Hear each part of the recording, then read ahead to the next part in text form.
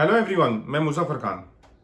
आज के इस वीडियो के अंदर इकोनॉमी वीकर सेक्शन जो ईडब्ल्यूएस कोटा जो नया इम्प्लीमेंट हुआ है उसके जो डाउट्स एंड क्वेरीज हैं जो अमंग द पेरेंट्स और स्टूडेंट्स के हैं वो मैं क्लियर करने जा रहा हूँ। और दूसरा ये भी मिसअंडरस्टैंडिंग बहुत सारे जो पेरेंट्स के और जो स्टूडेंट्स के अंदर होती है कि अगर वो ईडब्ल्यूएस सर्टिफिकेट बना लेंगे तो सिर्फ 10% में ही उनको चांस मिलेगा और ओपन कैटेगरी में उनको चांस नहीं मिलेगा। बहुत से पेरेंट्स के अंदर तो ये भी मिसअंडरस्टैंडिंग है कि अगर वो ईडब्ल्यूएस कोटा में आ जाते हैं तो वो प्राइवेट कॉलेज, डीम कॉलेज और मैनेजमेंट कोटा में सीट नहीं ले सकते। इवन ये जो थी डाउट्स जो थे वो आईएएस की जो प्रिपरेशन कर रहे थे कैंडिडेट उनके अंदर भी था, और वो ईडब्ल्यूएस कैटेगरी में होते हुए भी ईडब्ल्यूएस कोटा में आए नहीं, ईडब्ल्यूएस सर्टिफिकेट नहीं बनाया, और उसका नतीजा क्या हुआ कि ईडब्ल्यूएस का कट ऑफ ओबीसी से भी नीचे गया। मतलब कि अगर वो ईडब्ल्यूएस कैटेगरी में आ जाते तो आईएएस बन जाते थे। तो ये सारे जो डाउट्स हैं, जो क्यूरीज हैं, उसको मैं आज पूरा क्लियर करने जा रहा हूँ मैं कि ये ईडब्ल्यूएस कोटा क्या है, इसके अंदर जो भी डाउट्स है कैसा बनता है, कौन कौन इसके एलिजिबल है, कौन एलिजिबल नहीं है, वो सब सारे क्लियर कर रहा हूँ। तो सबसे पहले हम जो देखते हैं कि व्हाट इज ईडब्ल्यूएस कोटा क्या है। देखिए 2019 में हमारे प्राइम मिनिस्टर नरेंद्र मोदी ने ओपन कैटेगरी, सिर्फ जो ओपन कैटेगरी जिनके पास पहले कोई रिजर्वेशन का बेनिफिट नहीं था उनके लिए एक नया कोटा 10% इंट्रोड्यूस किया। उसका नाम है इकोनॉमी वीकर सेक्शन, जिसको हम ईडब्ल्यूएस कोटा बोलते हैं। और 10% जो सीटें हैं हायर एजुकेशन के अंदर, सारी इंजीनियरिंग के अंदर, मेडिकल के अंदर, इवन आईएएस के अंदर और जॉब के अंदर भी, जो भी गवर्नमेंट में जॉब होते हैं, सेमी गवर्नमेंट में जॉब होते हैं। और ये कोटा प्राइवेट कॉलेज में भी आ गया है। मतलब ऐसा नहीं कि सिर्फ गवर्नमेंट कॉलेजेस के अंदर है, प्राइवेट कॉलेज के अंदर है, सेंट्रल यूनिवर्सिटी में है, गवर्नमेंट कॉलेजेस के अंदर है। ये सारे जितने भी फील्ड है हाई एजुकेशन के अंदर, सारों में ईडब्ल्यूएस 10% कोटा अनरिजर्व, जिनके पास पहले कोई रिजर्वेशन नहीं था, उनको इंट्रोड्यूस किया है हमारे नरेंद्र मोदी, प्राइम मिनिस्टर नरेंद्र मोदी ने।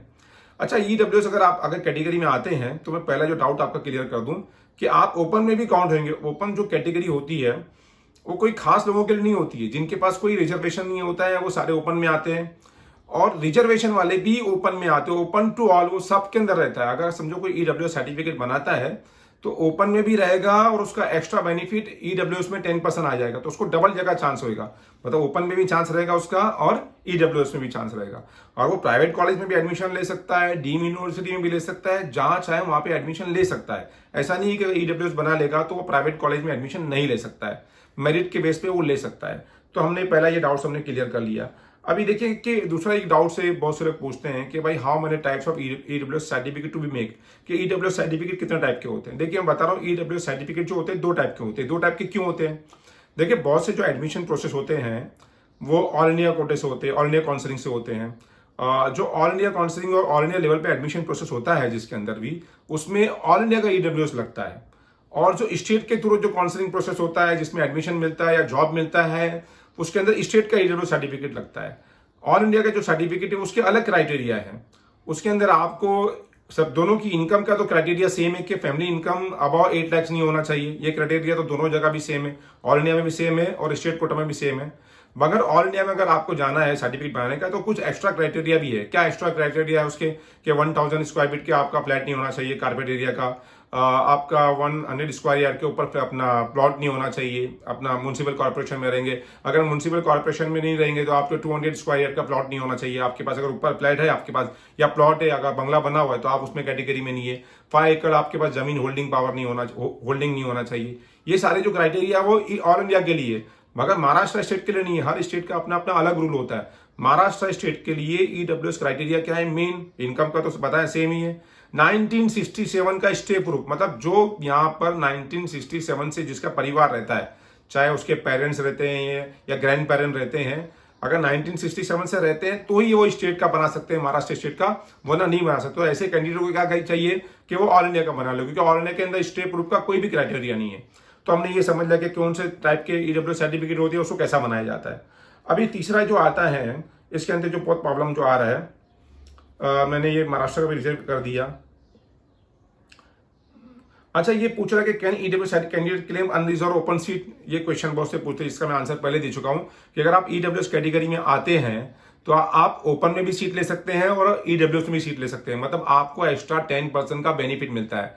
हर कैटेगरी स्टूडेंट जो रहता है वो बाय डिफॉल्ट ओपन के लिए एलिजिबल रहता है, मेरिट के बेस में ओपन में सीट ले सकता है, प्राइवेट कॉलेज में भी सीट ले सकते हैं आप। तो आपको ईडब्ल्यूएस देखिए बता रहा हूं मैं, आईएएस के जैसे जो स्टडी कर रहे थे उन्होंने नहीं बनाया। Last year MBBS, BDS, BMS की बात कर रहा हूं, जो महाराष्ट्र में एडमिशन प्रोसेस हुआ था, अगर ओबीसी से भी कट ऑफ नीचे किसी का गया है, या एससीबीसी जो मराठा कोटा उससे भी किसी का नीचे गया है गवर्नमेंट कॉलेज में, तो ईडब्ल्यूएस कैंडिडेट का गया हुआ है। फिजियोथेरेपी कोर्सेज के अंदर तो सिर्फ 25-30 मार्क्स वाले को भी ईडब्ल्यूएस कैटेगरी में सीट मिल गई थी प्राइवेट कॉलेजेस के अंदर। तो आप लोग को बनाना बहुत जरूरी है, मैं आप लोग को बार बार कह रहा हूं कि ईडब्ल्यूएस सर्टिफिकेट बनाओ। इसके लिए मैंने एक बहुत अच्छा अपना आर्टिकल लिखा हूं, जो इसके डिस्क्रिप्शन में आपको मिल जाएगा, आप वो जरूर उसको स्टडी कर लीजिए, उसमें पूरे डाउट्स आपके क्लियर हो जाएंगे।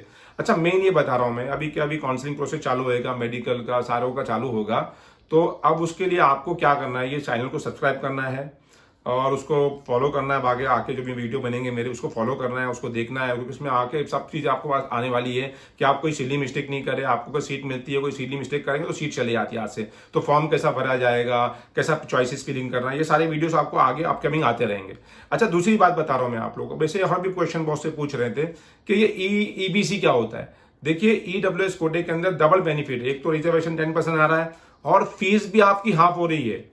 मतलब शायद आप गवर्नमेंट कॉलेज में अगर एडमिशन मिल रहा है या प्राइवेट कॉलेज में एडमिशन मिल रहा है, तो आपको हाफ फीस ही पे करना है। डबल बेनिफिट, एक तो 10% एक्स्ट्रा रिजर्वेशन, हाँ, और दूसरा हाफ फीस हो रही है। तो जो ईबीसी स्कीम जो है वो उसके लिए है, जो economy backward class scheme Maharashtra में निकाली गई है, कि जिनके पास 1967 का प्रूफ नहीं है, अब वो ईडब्ल्यूएस सर्टिफिकेट तो बना नहीं सकता है। तो ऐसे कैंडिडेट को क्या चाहिए, वो ईबीसी सर्टिफिकेट बना ले। ईबीसी सर्टिफिकेट क्या होता है, इनकम सर्टिफिकेट बनाना रहता है। अगर वो इनकम सर्टिफिकेट, आपकी इनकम 8 लाख से कम है फैमिली इनकम, तो आप ये अगर सर्टिफिकेट बनाते ना ईबीसी का इनकम सर्टिफिकेट, कोई भी तहसीलदार ऑफिस से या सेतु सेंटर से बनाते हो, तो आपको भी हाफ फीस लगेगी गवर्नमेंट कॉलेज में भी, और हाफ फीस पे करना पड़ेगा प्राइवेट कॉलेज के अंदर भी। इतनी सारी स्कीम गवर्नमेंट निकालती है, मगर आपको उसकी इंफॉर्मेशन नहीं रहती है और उसका आप बेनिफिट नहीं लेते हो। तो मैं ये चाह रहा हूं कि जिसके पास अगर 1967 का प्रूफ है वो ईडब्ल्यूएस सर्टिफिकेट बना लो, हाफ फीस वैसी मिल जाएगी आपको। और जिसके पास अगर 1967 का प्रूफ नहीं है, वो ईबीसी सर्टिफिकेट मतलब इनकम सर्टिफिकेट बना लो और इस कैटेगरी के अंदर आके अपने पैसे बचाओ और स्टडी करो। होप यू अंडरस्टैंड, मेरा जो बताने का मकसद था वो पूरा हो गया। मैं आपको पूरा बता चुका हूं कि ईबीसी भी क्या होता है और ईडब्ल्यूएस क्या होता है। अभी all the best to all of you.